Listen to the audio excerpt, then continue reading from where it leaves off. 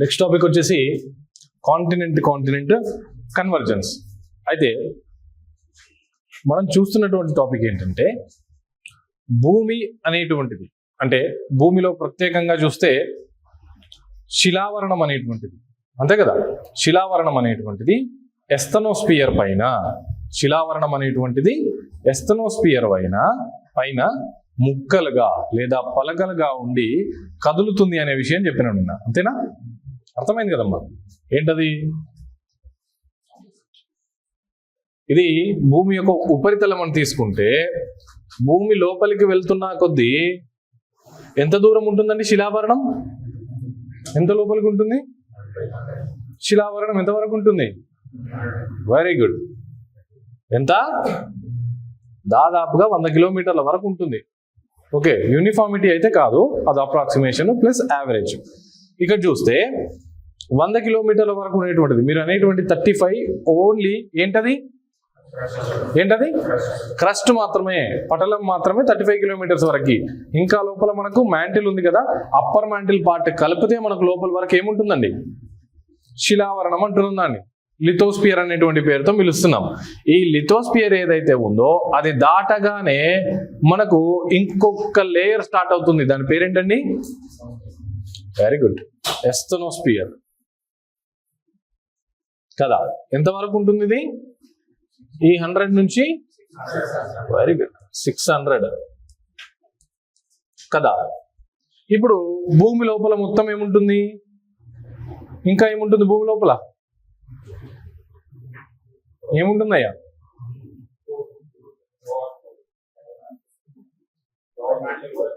Lower mantle. Very good, lower mantle. Lower mantle దాటగానే outer core, outer core దాటగానే inner core కదా. Right. So ఇదేంటి? ఏం లేరు ఇది? సాలిడా లిక్విడా? Solid state. ఇది లిక్విడ్ స్టేట్. ఇది సాలిడ్ స్టేట్ లో తర్వాత లిక్విడ్ అవుటర్ కోర్ లిక్విడ్. నేను చెప్పినాను కదా, నేనేం చెప్పినాను? సెంటర్ దగ్గరికి వెళ్తున్న కొద్దీ డెన్సిటీ ఎక్కువైపోయి ఏం జరుగుతుంది? అదంతా కూడా కరగకుండా డెన్సిటీ, టెంపరేచర్ హెవీగా ఉన్నప్పటికీ డెన్సిటీ హెవీగా ఉండడం వలన అక్కడ ఉన్నటువంటి సెంటర్ దగ్గర ఉన్నటువంటి ఆ పార్ట్ మొత్తం కరగకుండా ఉంటుంది అనేటువంటి విషయం చెప్పినాం కదా. సో అదే చెప్తున్నాం, ఇది సాలిడ్, కరగకుండా ఉంటుంది. దాని బయట ఉన్నటువంటిది లిక్విడ్. క్లియర్? ఇప్పుడు ఏంటంటే ఈ పైన ఉన్నటువంటి ఈ శిలావరణం అనేటువంటి భాగం వివిధ పలకలుగా, ప్లేట్స్ గా విభజించబడింది. వీటిని మనం టెక్టోనిక్ ప్లేట్స్ అనేటువంటి పేరుతో పిలుస్తున్నాం, అంతే కదా. టెక్టోనిక్ ప్లేట్స్ అనేటువంటి పేరుతో పిలుస్తున్నాం. ఈ టెక్టోనిక్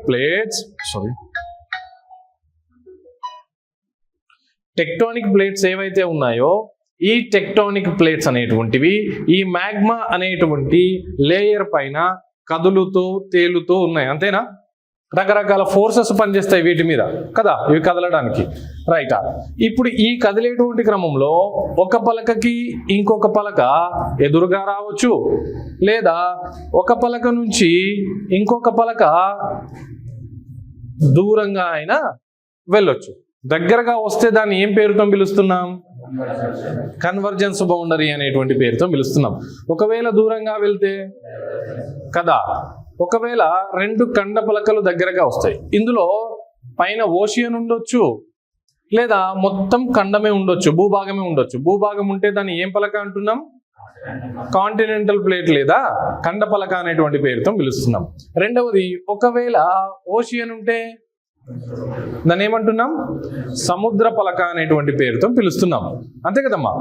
సో ఇక్కడ సముద్ర పలకలు ఉండొచ్చు, లేదా ఖండ పలకలు ఉండొచ్చు, లేదా కాంబినేషన్ ఆఫ్ బోత్, రెండింటి యొక్క కలయిక కూడా ఉండొచ్చు. ఈ రెండింటి కలయిక ఒక ఎగ్జాంపుల్ చెప్పండి. రెండు కలిసినటువంటిది కాంటినెంటల్ క్రస్ట్ ఉండాలి, దాంట్లో ఓషియానిక్ క్రస్ట్ కూడా ఉండాలి. ఏంటది? Very good, Indo Australia. ఇప్పుడు చెప్పండి నాకు, ఇండో ఆస్ట్రేలియా అనేటువంటిది combination of both the plates కదా. ఇప్పుడు మన కాంటినెంటల్ ప్లేట్కి ఒక ఎగ్జాంపుల్ చెప్పండి. కాంటినెంటల్ ప్లేట్కి ఒక ఎగ్జాంపుల్ చెప్పండి అమ్మా. యురేషియా అని చెప్పొచ్చా? యురేషియా కాంటినెంటల్ ప్లేటే కదా. సో ఇప్పుడు ఇండో ఆస్ట్రేలియా ప్లేట్ని యురేషియా ప్లేట్ని రెండింటిని కంపేర్ చేద్దాం. అర్థమవుతుందా మీకు? యురేషియా ప్లేట్ ఎక్కడ ఉంటుంది? మనం ఇప్పుడు చూస్తున్నటువంటి యూరప్ ఏషియా భాగం ఏదైతే ఉందో దాన్ని యురేషియా అని పిలుస్తున్నాం. ప్లేట్ మనకు ముందే ఎటువంటి స్ట్రక్చర్స్ అనేటువంటి, స్వరూపాలు అనేటువంటి, ల్యాండ్ ఫామ్స్ అనేటువంటివి భూమి పైన లేవు. ఎప్పుడు ఈ పలకలు కదలకంటే ముందు ఏమీ లేవు. ఈ పలకలు ఒకదానికొకటి కన్వర్జెన్సా డైవర్జెన్సా జరిగిన తర్వాతనే మనకు భూమి పైన ఉన్నటువంటి ఈ మేజర్ ల్యాండ్ ఫామ్స్ అయితే ఏర్పడటం జరిగింది. మేజర్ ల్యాండ్ ఫామ్స్ ఏముంటాయి భూమి పైన? ఏముంటాయి land forms? Major land forms భూమి పైన ఏం ఏర్పడ్డాయి? స్ట్రక్చర్స్, ఫిజికల్ స్ట్రక్చర్స్ చెప్పండి. మౌంటైన్స్ ఏర్పడతాయి, దెన్ ప్లాట్యూస్ ఏర్పడతాయి, దెన్ ప్లెయిన్స్ ఏర్పడతాయి, ఐలాండ్స్ ఏర్పడతాయి, అంతే కదా. ఇట్లా రకరకాల ల్యాండ్ ఫామ్స్ అనేటువంటి మాత్రం భూమి పైన ఏర్పడడానికి అవకాశం ఉంది. అంతేనా? Very good. ఇప్పుడు చెప్పండి నాకు ఇప్పుడు యురేషియా ప్లేట్ని ఇండో ఆస్ట్రేలియా ప్లేట్ని రెండింటిని నేను కంపేర్ చేస్తే దీంట్లో ఏది ఖండపలక? కాంబినేషన్ ఉన్నటువంటి ప్లేట్ ఇండో ఆస్ట్రేలియా ప్లేట్. చలో ఇప్పుడు చెప్పండి, ఈ రెండింటిలో దేని యొక్క డెన్సిటీ ఎక్కువగా ఉంటుంది? సాంద్రత. ఎందుకు ఇండో ఆస్ట్రేలియా అని చెప్పగలుగుతున్నారు? సముద్రం అంటే కాంటినెంటల్ క్రస్ట్ తో పాటు ఓషియానిక్ క్రస్ట్ కూడా ఉంది. Oceanic crust is made up of, దేనితో నిర్మించబడి ఉంటుంది oceanic crust? Very good, magnesium and సిలికాతో నిర్మించబడి ఉంటుంది. అదే కాంటినెంటల్ ప్లేట్ దేనితో నిర్మించబడి ఉంటుంది? దేనితో? Very good, silica and aluminium. రెండింటిలో ఏది, ఈ రెండు పలకల్లో రెండు ఎదురుగా వస్తే ఏది సబ్డక్ట్ అవుతుంది అంటే కిందకి జారిపోతుంది లేదా మునిగిపోతుంది అని చెప్పొచ్చు? ఏంటది? Oceanic plate. ఇప్పుడు చెప్పండి, ఇండో ఆస్ట్రేలియా అండ్ యురేషియా రెండు ఎదురుగా వస్తే ఏది సబ్డక్ట్ అవ్వడానికి ఛాన్స్ ఉంది? Indo Australia, because of that density, higher density of Indo Australian plate కదా. ఇండో ఆస్ట్రేలియా ప్లేట్ యొక్క వేగం గురించి నిన్న మాట్లాడుకున్నాం. వేగం ఏంటి? స్పీడ్. ఎప్పుడు అది? పలకలు ఢీ కొట్టక ముందు, ఒక పలకకు ఒక పలక అభిసరణ అవ్వక ముందు, అంతే కదా. తర్వాత ఇప్పుడు స్పీడ్ అనేటువంటిది రిడ్యూస్ అవ్వడం జరిగింది. క్లియర్ కదా ఇక్కడ వరకు అయితే? దెన్ చూస్తే ఇప్పుడు మనకు ఈ పలకల కదలికలు మెయిన్ గా మూడు రకాల పలకలు మూడు రకాలుగా కదులుతాయని చెప్పినాం. ఏంటి అవి? ఒకటి కన్వర్జెన్స్, రెండు డైవర్జెన్స్, మూడవది ఏంటది? ట్రాన్స్ఫార్మ్ బౌండరీ, సమాంతర సరిహద్దు అనేటువంటి మూడు భాగాలుగా దీన్ని చదివినాం కదా. దీంట్లో డైవర్జెన్స్ విషయానికి వస్తే ఓషియన్ డైవర్జెన్స్, సముద్ర పలక రెండు కదులుతాయి కదా దూరంగా. ఇంకొకటి ఖండ పలకలు రెండు కూడా దూరంగా కదలొచ్చు. అట్లనే కన్వర్జెన్స్ విషయానికి వస్తే రెండు ఖండ పలకలు ఎదురుగా రావచ్చు, లేదా రెండు సముద్ర పలకలు ఎదురుగా రావచ్చు, లేదా ఒక ఖండ పలక సముద్ర పలక కూడా ఎదురుగా రావచ్చు. ఇప్పుడు మనం చూస్తున్నటువంటి అంశం రెండు ఖండ పలకలు ఒకదానికొకటి ఎదురుగా వస్తే ఏం జరుగుతుంది అనేటువంటి విషయం. అర్థమవుతుందా? రెండు ఖండ పలకలు ఒకదానికొకటి ఎదురుగా వస్తే ఏం జరుగుతుంది, అక్కడ ఏ రకమైనటువంటి నిర్మాణాలు ఏర్పడతాయి? ఒక్కొక్క మూమెంట్ లో ఒక్కొక్క రకమైనటువంటి నిర్మాణాలు ఏర్పడుతున్నాయి కదా. ఇప్పుడు మరి దీంట్లో ఏం నిర్మాణాలు ఏర్పడతాయి అంటే సింపుల్ గా అవుట్కమ్స్ వచ్చేసి ఏంటివి?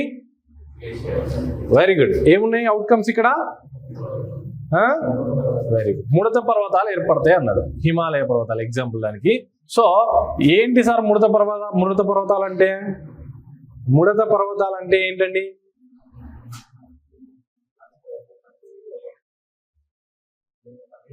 చలో చిన్న ఎగ్జాంపుల్ తీసుకుందామా. చిన్న ఎగ్జాంపుల్సే కదా నిన్న నుంచి తీసుకుంటున్నాం అన్ని డైలీ లైఫ్ లో మాట్లాడేది. ఇప్పుడు మన అందరి ఇళ్లలో చాప తెలుసు కదా, కింద వేసుకొని పడుకుంటాం కదా. ఆ చాపను కింద వేయండి. కింద వేసిన తర్వాత ఒక ఎడ్జ్ గోడకు ఉంచండి. ఆ గోడకు ఉంచిన తర్వాత కాలుతో యువతల వైపు నుంచి మెల్లగా నెట్టుకుంటూ వెళ్ళండి. నెట్టుకుంటూ వెళ్ళండి. మీకు ఏ రకమైనటువంటి నిర్మాణం కనిపిస్తుంది? ఎట్లా? వేవ్ లైక్ స్ట్రక్చర్ అయితే ఏర్పడుతుంది, అంతేనా? వేవ్ లైక్ స్ట్రక్చర్ అనేటువంటిది ఏర్పడుతుంది, అంతే కదమ్మా. సో ఇప్పుడు నేనేమంటున్నా, కండపలకలు రెండు ఎదురుగా వచ్చినాయి కదా, వచ్చినప్పుడు కూడా ఈ వైపు నుంచి మనకు ఏ రకమైనటువంటి నిర్మాణాలు ఏర్పడే అవకాశం ఉంది? వేవ్ లైక్ స్ట్రక్చర్ ఏర్పడే అవకాశం ఉందా లేదా? ఈ వేవ్ లైక్ స్ట్రక్చర్ని నేనేమంటున్నా అంటే ముడత అని పిలుస్తున్నా. అర్థమైందమ్మా? Right. So wave like structure ఇగో ఇట్లా ఉన్నటువంటిది ఎట్లా? ముడతల్లాగా ఏర్పడుతుందా ఏర్పడదా? ఇట్లానే కదా. నేను దీన్ని ఏమంటున్నా అంటే ఫోల్డ్స్, ముడతలు అనేటువంటి పేరుతో పిలుస్తున్నా. ఈ రకంగా ఏర్పడ్డాయి కాబట్టి ఇక్కడ ఏర్పడ్డటువంటి పర్వతాలని, కాంటినెంట్ కన్వర్జెన్స్ లో ఏర్పడ్డటువంటి పర్వతాలని నేనేం పిలుస్తున్నా? ఏమంటున్నాను నేను? ముడత పర్వతాలు అంటున్నా. ముడత అనగానే గుర్తుపెట్టుకోండి, సిరీస్ ఆఫ్ మౌంటైన్స్ ఒకదాని వెనుక ఒకటి ఉంటాయి. సిరీస్ ఆఫ్ మౌంటైన్స్ ఒక పర్వత వరుస వెనుక, ఇది పర్వత వరుస అనుకుంటే దాని వెనక భాగంలో ఇంకొక పర్వత వరుస, మళ్ళీ దాని వెనక భాగంలో ఇంకొక పర్వత వరుస, ఇట్లా సిరీస్ ఆఫ్ మౌంటైన్స్ అనేటువంటి మనకు ఒకదాని వెనుక ఒకటి కనిపించడం జరుగుతుంటుంది.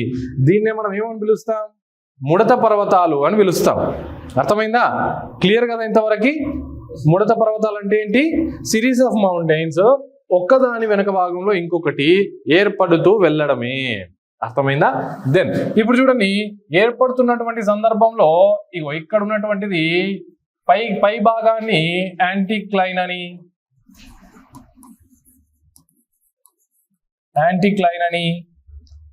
ఈ కింద లోయ లాంటి భాగాన్ని సింక్లైన్ అని పేరుతో పిలుస్తాం.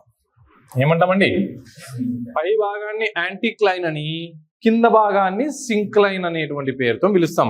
వీటిని జియో సింక్లైన్స్ అనేటువంటి పేరుతో కూడా పిలుస్తాం. అంటే ఇక్కడ మనం గుర్తుంచుకోవాల్సిన విషయము, పర్వతాలు ఏర్పడుతున్నటువంటి సందర్భంలో రెండు పర్వత వరుసల మధ్య ఏ రకమైనటువంటి నిర్మాణాలు ఏర్పడతాయి? సింక్లైన్స్, లోయ లాంటి నిర్మాణాలు అయితే ఏర్పడతాయి. అర్థమైందమ్మా? అర్థమైంది కదా ఇంతవరకు? సో ఇప్పుడు పర్వతాలు ఏర్పడుతున్నాయి అంటే వర్షం ద్వారానో లేదా ఎత్తు పెరగడం ద్వారానో అక్కడ మంచు అనేటువంటిది ఏర్పడుతుందా లేదా? ఇప్పుడు ఇక్కడ ఉన్నటువంటి మంచు కరగడమా లేకపోతే వర్షం పడటమా?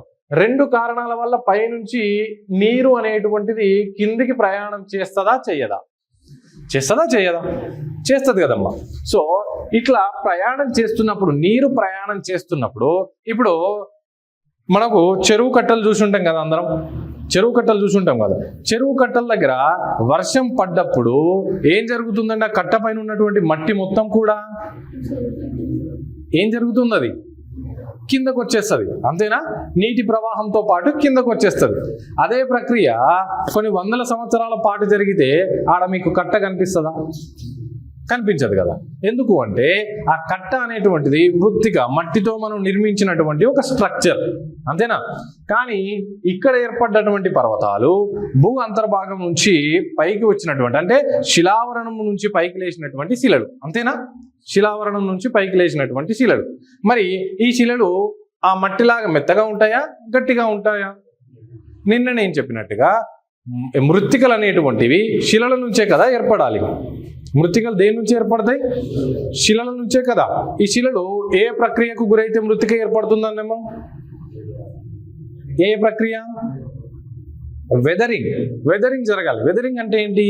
కంటిన్యూస్ గా టెంపరేచరు, రెయిన్ఫాల్, ప్రెషర్ అనేటువంటి ఆ ప్రాంతం పైన ఉన్నప్పుడు లాంగ్ పీరియడ్ టైంలో ఆ శిల అనేటువంటిది బ్రేక్ అయ్యి చిన్న రేణియుత పదార్థాలుగా మారుతుంది.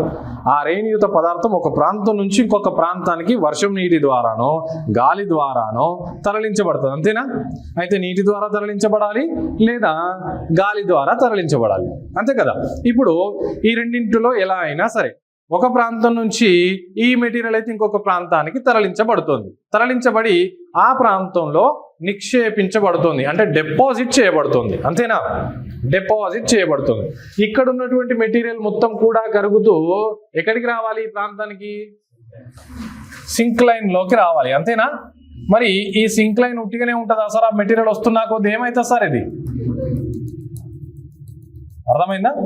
ఇట్లానే ఈ పర్వతాల మధ్య కూడా, తర్వాత ఈ పర్వతాల పక్కన కూడా జరిగేటువంటి అవకాశం ఉంది, అంతే కదా.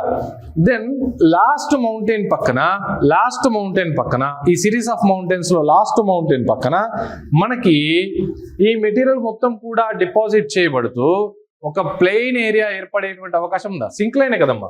సింక్లైన్ లో మొత్తం మెటీరియల్ సన్నని రేణుయుత పదార్థం నిండిపోయిందంటే ఈ ప్రాంతం అంతా కూడా ఫ్లాటెడ్ రీజియన్ గా బల్లపరుపు ప్రాంతంగా మారిపోదా? ఈ బల్లపరుపు ప్రాంతం లోపల మొత్తం ఉన్నదంతా ఏంటి? మృత్తికనే కదా. దాదాపు 1 నుంచి 2 కిలోమీటర్ల లోపు మృత్తికలు ఇక్కడ మనకు కనిపించడం జరుగుతుంటుంది. వీటినే మనం పిలిచేటువంటి పేరు మైదానాలు. అర్థమైందమ్మా? మైదానాలు ఎట్లా ఏర్పడతాయో క్లియర్ కదా. సో ఇక్కడ చూద్దాం. ఈ 3 మౌంటైన్ రేంజెస్ నేను ఎందుకు తీసుకొని చెప్పినానంటే, మీకు హిమాలయ పర్వతాలు తీసుకుంటే హిమాలయ పర్వతాలలో మనకు ముఖ్యంగా కనిపించేటువంటి మెయిన్ హిమాలయాస్ లో 3 భాగాలు ఉంటాయి. ఒకటి మొదటగా ఏర్పడినటువంటి హిమాద్రి శిఖరాలు. అర్థమైందా? ఫర్ ఎగ్జాంపుల్ తీసుకుంటే ఇదిగో హిమాద్రి శిఖరాలు.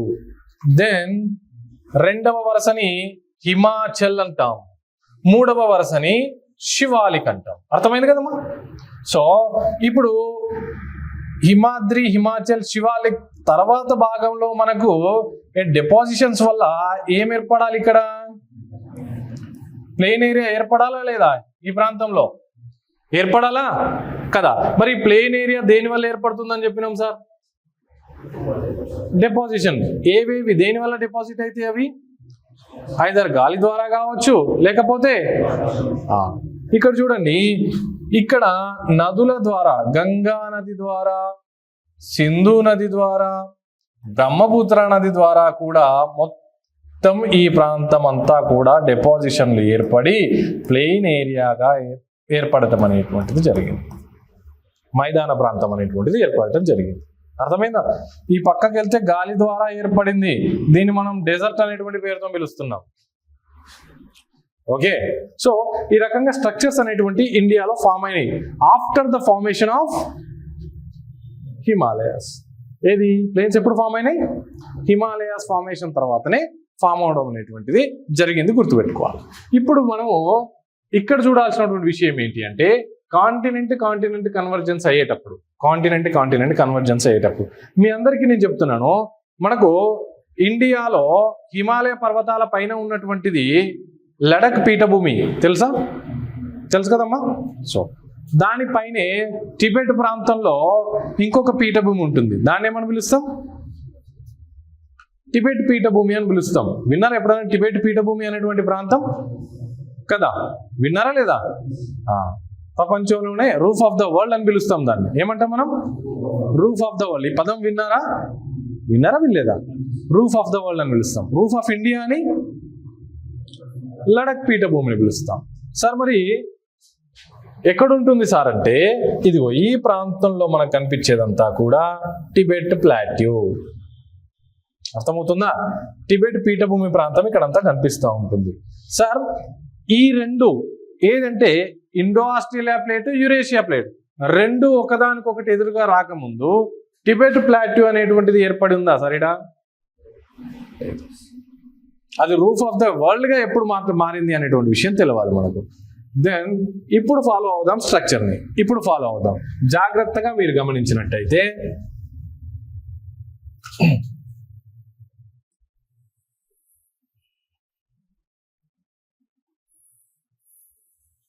ఇది ఇండో ఆస్ట్రేలియా పలక కన్వర్జెన్స్ కోసం వస్తుంది.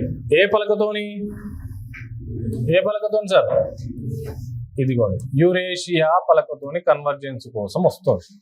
ఇప్పుడు దేని యొక్క డెన్సిటీ ఎక్కువ అంటున్నాం మనం? ఇండో ఆస్ట్రేలియా పలక యొక్క డెన్సిటీ అనేటువంటిది ఇక్కడ ఎక్కువ. కాబట్టి ఈ పలక కింది వైపు ఇది సబ్డక్ట్ అవ్వాలి, అంతేనా కదా? ఈ రెండింటి మధ్య ఒక నీటి భాగం కూడా ఉంది. దాన్ని ఏం పేరుతో పిలిచినామండి? చెప్పినాం నిన్న. Very good, Tethys.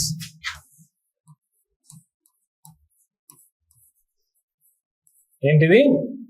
టెథిస్ సముద్రం. సరే, ఈ టెథిస్ సముద్రం గురించి చూడడము నెక్స్ట్ క్లాస్ కు చూసుకుందాం. కానీ ఇప్పుడు మట్టుకైతే ఇప్పుడు రెండు ఎదురుగా వస్తున్నప్పుడు ఏది సబ్డక్ట్ అయ్యేటువంటి ఛాన్స్ ఉంటుంది చెప్పండి? Very good. సో నేను అదే గీస్తున్నాను ఇక్కడ.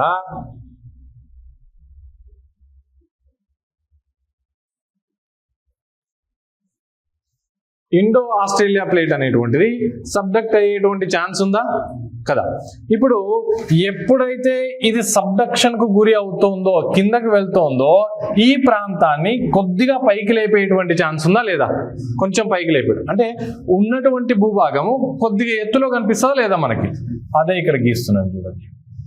ఇక్కడ ఉన్నటువంటి భూభాగం కాస్త ఎత్తుగా కనిపిస్తుంది, అంతేనా? ఓకే. ఇప్పుడు మనకు పర్వతం అంత ఎత్తు కాకపోయినప్పటికీ కొంచెం ఎత్తులో, అంటే 300 మీటర్ల ఎత్తులో, దాదాపుగా 300 మీటర్ల ఎత్తులో కనిపిస్తూ విశాలంగా బల్లపరపుగా ఉన్నటువంటి భూభాగాన్ని మనం పిలిచేటువంటి పేరు పీఠభూమి అంటాం, ప్లాట్యూ అంటాం. అంతేనా? కరెక్టేనా? అంతే కదమ్మా, పీఠభూమి. ఇప్పుడు ఏర్పడిందా లేదా ఈ పీఠభూమి? కదా. ఏ పీఠభూమి ఇది అంటే చూడండి, ఇక్కడ ఉంది ఇండియా భూభాగం కదా. ఇదంతా కూడా యురేషియా భూభాగం. ఇదిగో ఈ భూభాగము, ఇగో ఇది రెండింటి మధ్యలో బోర్డర్ అండి.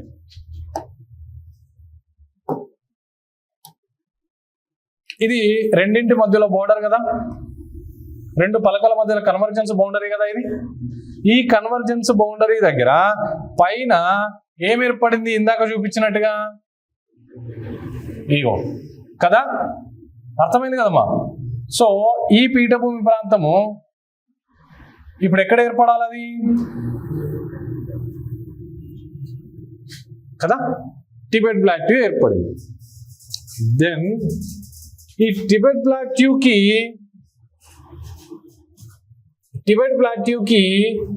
ఇదిగో ఈ ప్రాంతానికి మధ్యలో మనకి ఇక్కడ పర్వతాలు ఏర్పడతాయి. వీటిని ట్రాన్స్ హిమాలయాలు అనేటువంటి పేరుతో పిలుస్తాం.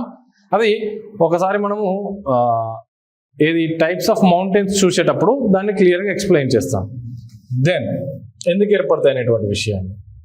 అయితే దీని వెంటనే మనకు ఇదిగో ఇందులో ఉన్నటువంటి సెడిమెంటరీ డిపాజిట్స్ తోని మొట్టమొదటిగా ఏర్పడింది హిమాద్రి, తర్వాత ఏర్పడినటువంటిది హిమాచల్, తర్వాత ఏర్పడినటువంటిది ఈ శివాలిక్, తర్వాత డిపాజిషన్స్, సింక్ లైన్స్ వస్తాయా లేదా? ప్రతి దాంట్లో సింక్ లైన్స్ ఉంటాయా లేదా? సింక్ లైన్, ఇది కూడా సింక్ లైన్, ఇక్కడ కూడా సింక్ లైన్.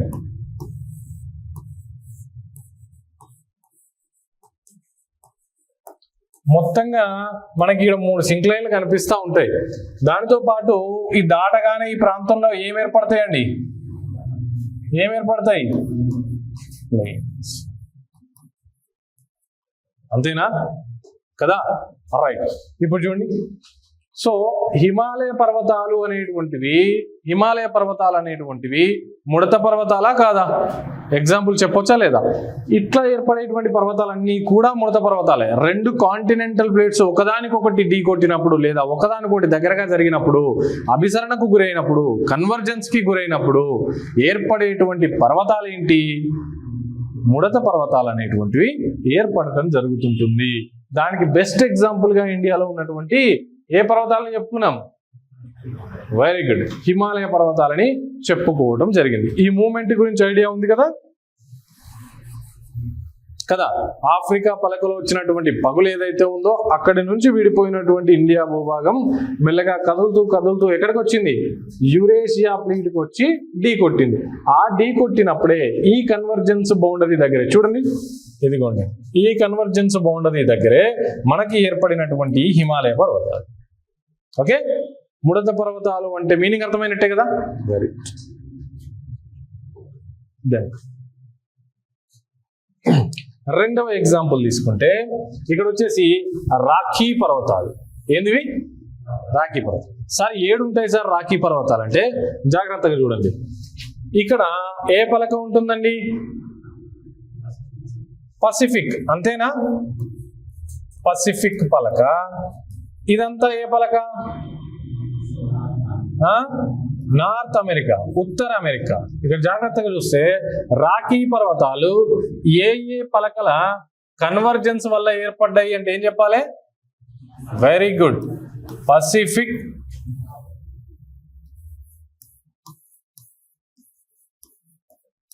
పసిఫిక్ అండ్ ఉత్తర అమెరికా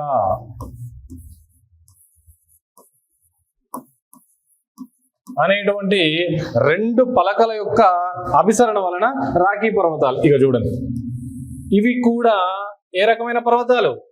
ముడత పర్వతాలు. ఇక్కడ చూస్తే మనకి ఇక్కడ ఒక ప్లేట్ ఉంటుండే నిన్న, నజ్కా అని. ఓకేనా? ఈ నజ్కా ప్లేట్ ఇదేం ప్లేట్ అండి? South America plate. ఈ రెండు ప్లేట్స్ అనేటువంటి కన్వర్జెన్స్ వలన మనకి ఏర్పడినటువంటి ఇక్కడ ఉన్నటువంటి ఆండెస్ పర్వతాలు. మనం తెలుగులో రాసేటప్పుడు ఆండీస్ అని రాస్తాం. ఆండీస్ పర్వతాలు అనేటువంటివి ఏర్పడటం జరిగిందని గుర్తుపెట్టుకోండి. ఓకే, ఇక్కడ చూస్తే ఈ పర్వతాలు ఏవైతే ఉన్నాయో ప్రపంచంలోనే అత్యంత పొడవైనటువంటి పర్వత వరుస ఏది ఉంది అంటే ఆండెస్ పర్వతాలు. ప్రపంచంలోనే అత్యంత పొడవైనటువంటి పర్వత వరుస. పొరపాటున హిమాలయాలు పెట్టారు, ఎట్టి పరిస్థితుల్లో పెట్టమాకండి హిమాలయాలు. ప్రపంచంలో పొడవైనటువంటి పర్వతం ఉన్నటువంటి పర్వత శ్రేణి అన్నప్పుడు హిమాలయాలు. పొడవైనటువంటి పర్వతం ఉన్నది ఎందులో ఉంది? హిమాలయాలలో ఉంది. ఏంది దాని పేరు? ఎవరెస్ట్. ఎత్తైనటువంటి శిఖరం అంటున్నాం కదా, మళ్ళీ పొడవనంగానే ఆగమవుతురా, అట్లా కావద్దు. రైట్. సో ఎత్తైనటువంటి శిఖరం ఉంది ఎందులో? హిమాలయ పర్వతాలు. దాని పేరేంది? Very good, Mount Everest. Then ఇక్కడికి వస్తే ప్రపంచంలో అత్యంత పొడవైనటువంటి పర్వత వరుస ఎక్కడుంది? ఆండెస్ పర్వతాలు. ఏ కాంటినెంట్ లో ఉన్నాయి? Very good, south American continent లో. జాగ్రత్త గమనించాలి, ఈ పర్వత వరుసలు ఎక్కడెక్కడ ఉన్నాయి అటువంటి విషయం మీకు గనక ఐడియా వస్తే క్లైమేటాలజీ అనేటువంటి టాపిక్ డెడ్లీ ఈజీ అవుతుంది. మనకు చాలా సింపుల్ అయిపోతుంది. ఏ ప్రాంతంలో ఎడారి ఏర్పడుతుంది అనేటువంటి విషయం, ఏ ప్రాంతంలో మనకు అడవులు ఏర్పడతాయి అనేటువంటి విషయాన్ని ఇట్లా చూసి చెప్పేస్తారు. మీరు మ్యాప్ని డెడ్ ఈజీగా చెప్పేస్తారు. బాగా గుర్తుపెట్టుకోండి మా. సో ఇవి అర్థమైందా? రెండు ఎగ్జాంపుల్స్ గా తీసుకోవచ్చు. ఇక్కడ ఉన్నటువంటి అపలేచియన్ పర్వతాలను లేదా ఆల్ఫో అట్లాస్ పర్వతాలను కూడా ఎగ్జాంపుల్ గా తీసుకోవచ్చు. రైట్. ఇక్కడ చూడండి, ఆండీస్ పర్వతాలు ఏ పలకలు ఉన్నాయండి? నజ్కా పలక, ఉత్తర అమెరికా, దక్షిణ అమెరికా.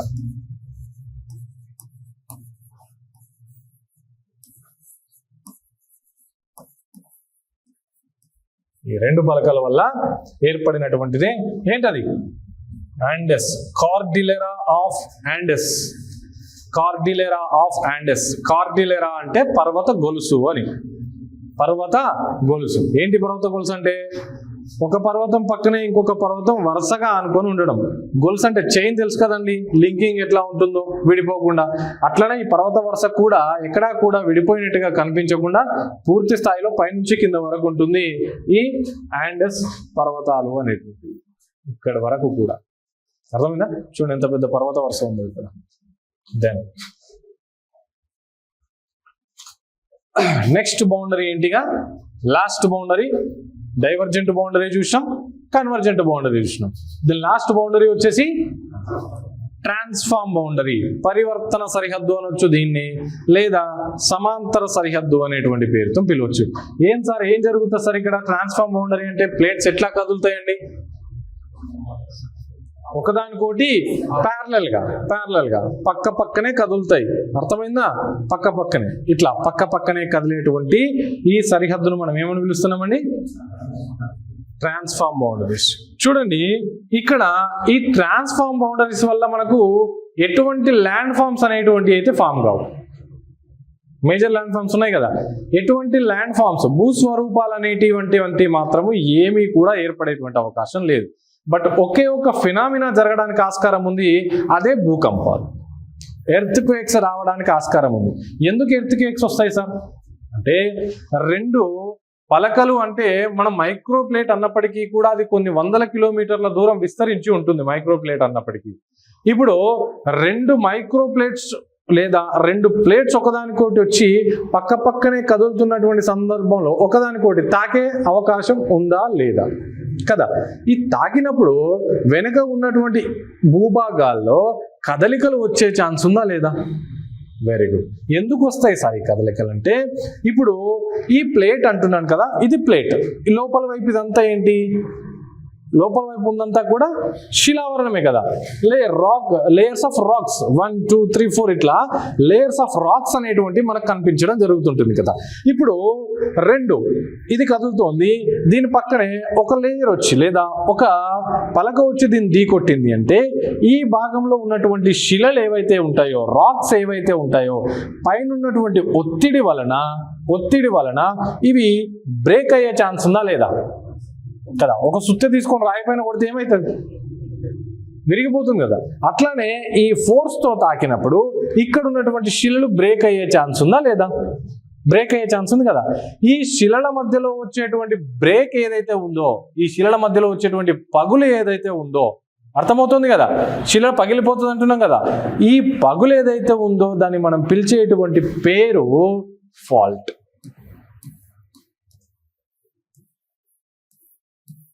భ్రంశము అని పిలుస్తాం. Fault is nothing but a moment, అంతే కదమ్మా కదా. సో ఇప్పుడు ఈ భ్రంశం ఏదైతే ఉందో, ఈ పగులు ఏదైతే ఉందో, శిల విరిగిపోయింది కదా ఇక్కడ.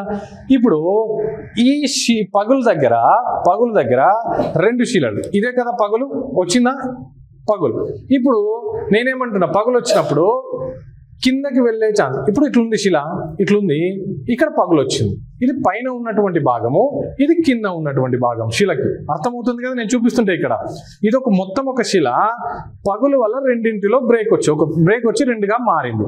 ఇప్పుడు ఈ పైన ఉన్నటువంటి భాగము, ఇది కింద ఉన్నటువంటి భాగం, శిలలో విరిగిపోయిన భాగాలు.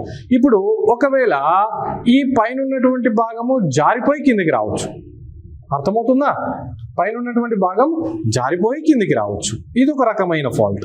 దెన్ కింద ఉన్నటువంటి భాగం జారి కిందకు పోవచ్చు, ఈ భాగమే జారి కిందకు పోవచ్చు, లేదా ఈ భాగం జారి కిందకు రావచ్చు. అర్థమవుతుంది కదా మీకు. దెన్ ఒకవేళ ఇట్లా కాకుండా మళ్ళీ ఇవి కూడా రెండు కూడా ఒకదానికొకటి సమాంతరంగా కూడా కదలవచ్చు, అంతేనా, ఏది కిందకు పోకుండా ఒకదానికోటి సైడ్కి జరగవచ్చు కదా. ఇట్లా ఈ మూడు రకాల మూమెంట్స్ ని మనం పిలిచేటువంటి పేరు టైప్స్ ఆఫ్ ఫాల్ట్స్. ఈ ఫాల్టుల రకాలు అర్థమైందా? ఎన్ని రకాలు ఉంటాయి సార్ అంటే, నార్మల్ ఫాల్ట్,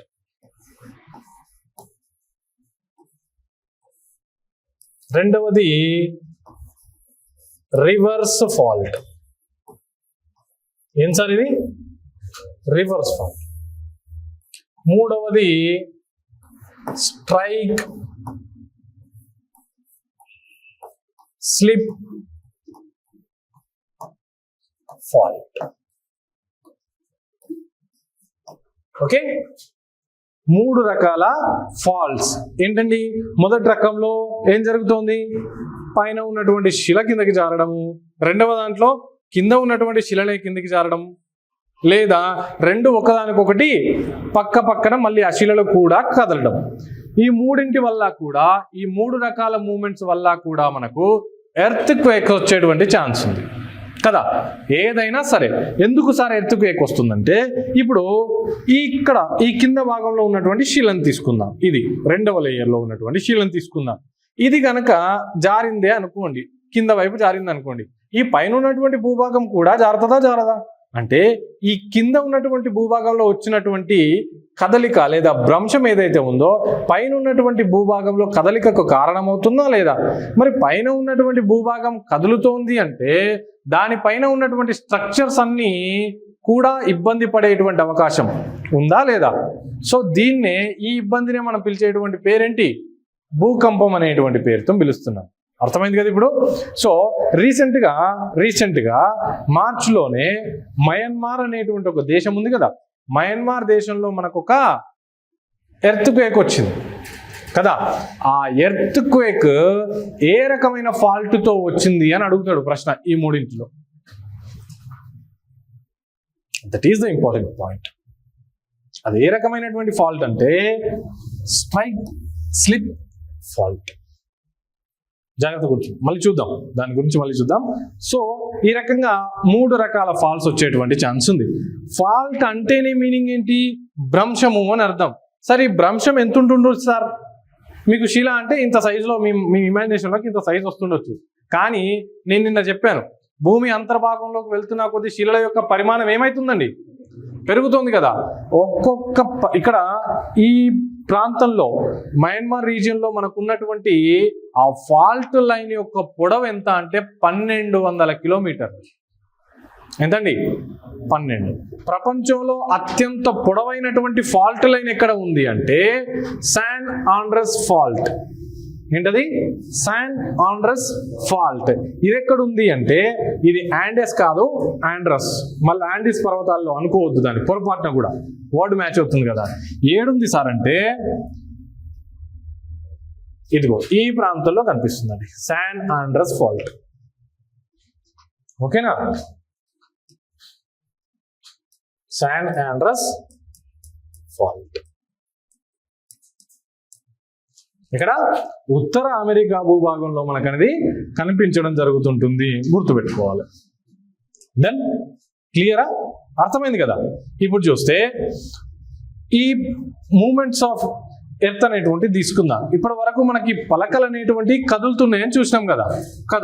ఆ పలకలు ఎట్లా కదిలినాయి, ఏం స్ట్రక్చర్స్ వచ్చినాయి అనేటువంటి విషయం మొత్తం చూసినాం. అసలు భూ అంతర్భాగంలో ఉన్నటువంటి శిలావరణం అనేటువంటిది ఎట్లా కదులుతోంది అనేటువంటి విషయాన్ని ఇప్పుడు పూర్తిగా అనాలిసిస్ చేద్దాం. ఇప్పుడు ఈ భూమి ఎట్లా కదులుతుందంటే అయితే స్పీడ్గా కదలొచ్చు లేదా స్లోగా కదలొచ్చు. అర్థమైందా? భూమి శిలావరణము స్పీడ్గా కదలొచ్చు లేదా స్లోగా కదలొచ్చు. సార్ స్పీడ్గా ఎందుకు కదులుతుంది, స్లోగా ఎందుకు కదులుతుందో చూద్దాం. ఇప్పుడు ఎర్త్ క్వేక్ లాంటి లేదా అగ్నిపర్వత విస్ఫోటనం లాంటి సంఘటనలు కనుక జరిగినప్పుడు భూమి స్పీడ్గా కదులుతుందా, స్లోగా కదులుతుందా? ఒకేసారి షేక్ అవుతుంది కదా, రైట్? దాన్ని స్పీడ్ మూమెంట్ లేదా సడన్ ఫోర్సెస్ అనేటువంటి ఆకస్మిక చలనాలు అనేటువంటి పేరుతో పిలుస్తాం. లేదా కొన్ని వందల వేల సంవత్సరాల పాటు జరిగేటువంటి ప్రక్రియను మనం పిలిచేటువంటి పేరు మెల్లగా నత్తనడకన కదులుతూ ఉంటుంది. దాన్ని పిలిచే పేరేంటి? డయాస్ట్రోఫిజం, మందచలనాలు అనేటువంటి పేరుతో పిలుస్తాం. ఈ మందచలనాలు మళ్ళీ 2 రకాలు. మందచలనం అంటే ఏంటి? మెల్లగా కదలడం. పలకలు ఎట్లా కదలడం? మెల్లగా కదలడాన్ని ఏం పేరుతో పిలుస్తున్నాం మనం? డయాస్ట్రోఫిజం అనేటువంటి పేరుతో. ఇది 2 రకాలుగా కదులుతుంది, 2 రకాలుగా కదులుతుంది. క్షితిజ సమాంతరంగా కదలొచ్చు, క్షితిజ లంబంగా కదలొచ్చు, వర్టికల్గా కదలొచ్చు లేదా హారిజంటల్గా. ఈ పదాలకు అర్థం మనకు తెలియాలి. క్షితిజ అంటే ఏంటి సార్? క్షితిజము అంటే భూమి అని. క్షితిజము అంటే ఏంటండి? భూమి అని అర్థం. భూమికి సమాంతరంగా కదలడం. భూమి ఎట్లా ఉంటుంది? ఇట్లా ఉంటుందా? మనం చూస్తే బల్లపరపుగా కనిపిస్తుందా? కదా, బల్లపరపు కనిపిస్తుంది కదా. అంటే క్షితిజ సమాంతరంగా నేను కదులుతున్నా అంటే భూమికి ప్యారలల్గానే కదా. భూమి ఎట్లా ఉంటే భూమితో పాటు కదలాలి, అంతే కదా. నేను అర్థమైందా? ఇప్పుడు క్షితిజ సమాంతరము అంటే ఇది ఎర్త్ అనుకుంటే ఈ డైరెక్షన్లో లేదా ఈ డైరెక్షన్లో కదిలితే మనం ఎట్లా కదిలినట్టు? భూమికి సమాంతరంగా కదిలినట్టు. ఇప్పుడు నేను క్షితిజ లంబము అంటున్నా. క్షితిజ అంటే మళ్ళీ ఏంటి? భూమి. లంబము అంటే ఏంటి? అపోజిట్ డైరెక్షన్, అంతే కదమ్మా. Opposite direction. అపోజిట్ అంటే ఇటు కాదు తీసుకోవాల్సింది, 90 డిగ్రీలు అని అర్థం. 90 డిగ్రీలు లంబము అంటే. సో అంటే ఎటువైపుగా? ఇటువైపుగా. అర్థమవుతుందా? క్షితిజ సమాంతర జలం అంటే భూమికి సమానంగా కదలడము, క్షితిజ లంబం అంటే భూమి నుంచి పైకి కదలడము అనేటువంటి విషయాన్ని గుర్తుపెట్టుకోవాలి. భూమి నుంచి పైకి. సార్ ఇట్లా కదులుతుందా భూమి? అసలు కదులుతుందా? అవకాశం ఉందా? ఇంతదాకా మనం డిస్కస్ చేసినాం దీని గురించి, వీటినే డిస్కస్ చేసినాం మనం ఇంతసేపు.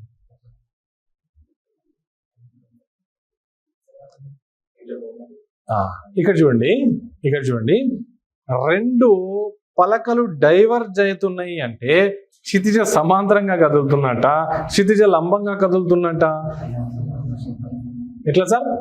క్షితిజ సమాంతరంగా కదులుతున్నట్టే కదా. ఒకవేళ ముడత పర్వతాలు ఏర్పడుతున్నాయి అనుకోండి, ముడత పర్వతాలు భూమికి అడ్డంగా ఇట్లా ఏర్పడతాయా, ఇట్లా ఏర్పడతాయా? అంటే అది క్షితిజ సమాంతరంగా కదులుతున్నట్ట, క్షితిజ లంబంగా కదులుతున్నట్ట? వీటి గురించే సార్ మనం ఇంతసేపు చదువుకొచ్చిందంతా. అర్థమైందా? ఇక మనం పోవాల్సింది ఏడిగాయా, ఏడికి. సో మంద చలనాలు అనేటువంటి విషయం అయితే అర్థమైంది మీకు. ఇంతసేపు చదువుకొచ్చిన మంద చలనాల గురించే అయిపోయింది. ఇప్పుడు ఆకస్మిక చలనాల గురించి చదువుదాం. ఏముంటాయి ఆకస్మిక చలనాలు? ఎందుకు సంభవిస్తాయి భూమిలో ఆకస్మిక చలనాలు? అంటే రెండు పలకలు సడన్ గా ఢీకొట్టినప్పుడు జరుగుతాయి, లేదా ఫాల్స్ ఏర్పడినప్పుడు జరుగుతాయి, లేదా భూమి లోపలి భాగంలో ఏదైనా శక్తి జనించి పైకి వచ్చినప్పుడు, సడన్ గా పైకి వచ్చినప్పుడు జరుగుతాయి. అవి ఏంటి ఎగ్జాంపుల్స్ అంటే, ఒకటి భూకంపాలు, ఎర్త్ క్వేక్స్, రెండవది వోల్కానిక్ ఎరప్షన్.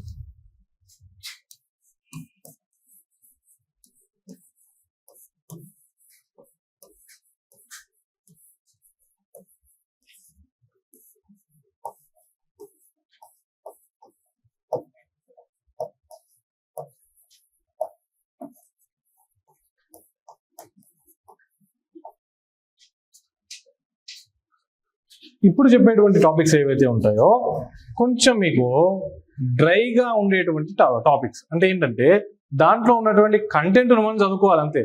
ఇంతసేపు కాన్సెప్ట్ అంతా చెప్పినాం, ఎక్కడ ఏం జరుగుతుంది అనేటువంటి విషయాన్ని కదా. ఒక కథలాగా, ఒక సినిమా లాగా మనకు కనిపించడం జరుగుతుంది ఇదంతా. నెక్స్ట్ వచ్చేటువంటి టాపిక్స్, అన్ని టాపిక్స్ అట్లానే ఉండాలని ఏం లేదు కదా. మళ్ళీ క్లైమటాలజీ వచ్చినప్పుడు మళ్ళీ మనకు డైరెక్ట్గా 70 mm స్క్రీన్ మీద బాహుబలి సినిమా కనిపిస్తుంది అక్కడ. అర్థమైందా? సో ఆ రేంజ్లో ఉంటుంది అది క్లైమటాలజీ అనేటువంటిది.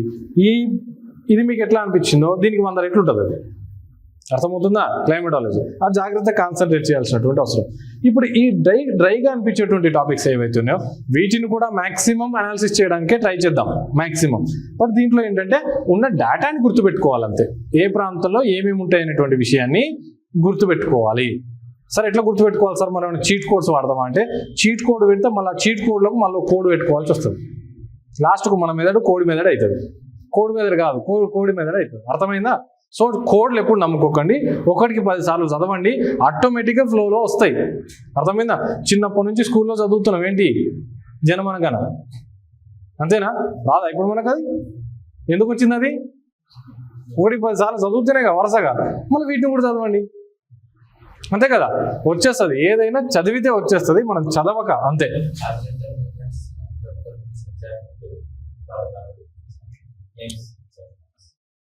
హారిజాంటల్ ఎగ్జాంపుల్స్ తీసుకోమ్మా. ఇక్కడ మనకు హిమాలయాస్ తీసుకోవచ్చు, రెండవది రాకీస్ తీసుకోవచ్చు, మూడవది యాండెస్ తీసుకోవచ్చు. దెన్ హారిజాంటల్ చలనాలకి సింపుల్గా ప్లేట్ మూమెంట్స్ తీసుకోవచ్చు. ఫార్మేషన్స్ అవసరం లేదు, ప్లేట్ మూమెంట్స్. ఏంటది? Very good. టిబెట్ ప్లాటీ అవసరం లేదు మా. హారిజాంటల్ మూమెంట్స్కి ఎగ్జాంపుల్స్కి ఏ ప్లేట్స్ తీసుకుందాం? ఒకటి Nazca plate plus South American continent, ఇంకొకటి నార్త్ అమెరికన్ కాంటినెంట్ ప్లేస్ ఏంటది? నార్త్ అమెరికాతో యూరేషియా ఎక్కడ ఉందమ్మా? Very good, Pacific. ఇట్లాంటి ప్లేట్స్ కూడా ఎగ్జాంపుల్గా తీసుకోవచ్చు. Okay, then let us go డైరెక్ట్లీ ఇందులో ఆకస్మిక చలనాల్లో మనం చదివేటువంటి టాపిక్లో మొట్టమొదటి టాపిక్ వెళ్దాం. ఉందా ఇక్కడ? Very good. సో డయాస్ట్రోఫిజం గురించి ఇంకా డీటెయిల్గా ఉంది, దీని గురించి కూడా చూద్దాం ఒకసారి. భూ అంతర్భాగ బలాల వలన, భూ అంతర్భాగంలో బలాలు అంటే మళ్ళీ ఇంటర్నల్ ఫోర్సెస్ అంటే ఎట్లా జనరేట్ అయితే ఇంటర్నల్గా ఫోర్సెస్? మళ్ళీ ఎర్త్క్వేక్స్ కదా. దేని వల్ల జనరేట్ అయితే ఈ ఫోర్సెస్ అంటే మనకు పలక విరూపకారక బలాలు. అంటే రెండు ప్లేట్స్ కదిలినప్పుడు భూమి లోపల భాగంలో శక్తి జనించేటువంటి అవకాశం ఉంది. జనించినటువంటి శక్తి పైకి రావడానికి ఆస్కారం ఉంది, అంతేనా? సో ఇది పలక విరూపకారక బలాలు. రెండవది మ్యాగ్మా కదలికలు. మ్యాగ్మా ఏం చేస్తుంది? ఎప్పుడు పైకి రావడానికి ట్రై చేస్తుందా లేదా? ఈ పైకి రావడాన్ని మనం ఏమని పిలుస్తున్నాం? వోల్కానిక్ ఎరప్షన్ అంటున్నాంగా. రెండు, ఒకటి ఎర్త్క్వేక్స్ కావచ్చు పలక విరూపకారక బలాల వల్ల, రెండవది ఏంటి? సారీ, పలక విరూపకారక బలాల వల్ల మనకి ఏం ఏర్పడుతున్నాయి అని చెప్పినాం? Structures on earth. Structures on earth ఏంటి అవి? ఏం ఏర్పడుతున్నాయి అమ్మా? Mountains, plateaus and plains. రెండవది మ్యాగ్మా కదలికల వలన ఏం ఏర్పడుతున్నాయి? మళ్ళీ మౌంటైన్స్ ఏర్పడతాయి. ఉండవా అగ్నిపర్వతాలు? పీఠభూములు, ప్లాట్యూస్, ప్లెయిన్స్ ఉండవు దీంతో. దెన్ ఇక్కడ అవుట్కమ్స్ ఏంటి? ఏం ఏర్పడుతుండొచ్చు? ఏం ఏర్పడతాయమ్మా? ఫోల్డ్స్ ఏర్పడతాయా లేదా? ఏంటి ఫోల్డ్స్కి ఎగ్జాంపుల్ చెప్పండి నాకు. ఇందాక చెప్పినాను యాంటిక్లైన్స్, ఇంక్లైన్స్ అంతా కూడా. ఫోల్డ్స్కి ఎగ్జాంపుల్ చెప్పండి. ఏంటది? హిమాలయాస్. దెన్ భ్రంశాలు కూడా ఏర్పడతాయని చెప్పినాం కదా, 3 రకాలు. ఒకటి నార్మల్, రెండవది రివర్స్, ఇంకోటి strike slip. Strike slip, right. Formation of mountains కూడా 2 రకాలుగా జరుగుతుందని చెప్పినాం. దెన్ సడన్ ఫోర్సెస్ ఏమున్నాయి మనకి? అగ్నిపర్వతం ఏర్పడవచ్చు, లేదా భూకంపాలు రావచ్చు, లేదా పర్వతాల పైన ఉన్నటువంటి భూభాగం సడన్ గా కూలిపోయి కింద పడవచ్చు. దాన్ని ఏమంటాం మనం? కొండ చర్యలు విరిగిపోవడం, ల్యాండ్ స్లైడ్స్ అనేటువంటి. ఇప్పుడు పర్వతం పైన ఉన్నటువంటి ఒక భూభాగం మొత్తం విరిగిపోయి కింద పడితే సడన్ గా పలకలో కదలికలు వచ్చేటువంటి ఛాన్స్ ఉంటుందా లేదా? ఉంటుంది కదమ్మా. దాన్ని ల్యాండ్ స్లైడ్స్ అనేటువంటి పేరుతో పిలుస్తాం. ఇండియాలో సంభవిస్తున్నటువంటి ల్యాండ్ స్లైడ్స్ ఏవైతే ఉన్నాయో, ఎక్కడ సంభవిస్తాయి ల్యాండ్ స్లైడ్స్? జనరల్ గా ఏడ పర్వతాలు ఉంటే ఆడ పర్వతాలు, అంతే కదా. సో ఇండియాలో ఎక్కడ అంటే మొత్తం వచ్చేటువంటి ల్యాండ్ స్లైడ్స్ లో ఫస్ట్ హైయెస్ట్ ల్యాండ్ స్లైడ్స్ రావడానికి ఆస్కారం ఉన్నటువంటి రీజియన్ హిమాలయన్ రీజియన్. రెండవ రీజియన్ వెస్టర్న్ ఘాట్స్, పశ్చిమ కనుమలు అంటాం. అర్థమైంది కదా? ఎక్కడుంటాయి పశ్చిమ కనుమలు? మళ్ళా ఇగో ఈ ప్రాంతంలో ఉంటాయి కదా పశ్చిమ కనుమలు. ఇక్కడ వచ్చేటువంటి ఛాన్స్. మొదటిది ఇక్కడ ఉన్నటువంటి ఛాన్స్. ఇందులో ఇండియాలో వచ్చేటువంటి 50% of land slides, 50% of land slides 3 states లో వస్తాయి మనకు. ఒకటి Jammu Kashmir region, Himachal Pradesh region, Uttarakhand region. ఈ 3 రాష్ట్రాలలోనే మనకు మొత్తం ల్యాండ్ స్లైడ్స్ లో 50% ల్యాండ్ స్లైడ్స్ వస్తున్నాయి, గుర్తుపెట్టుకోవాలి. దెన్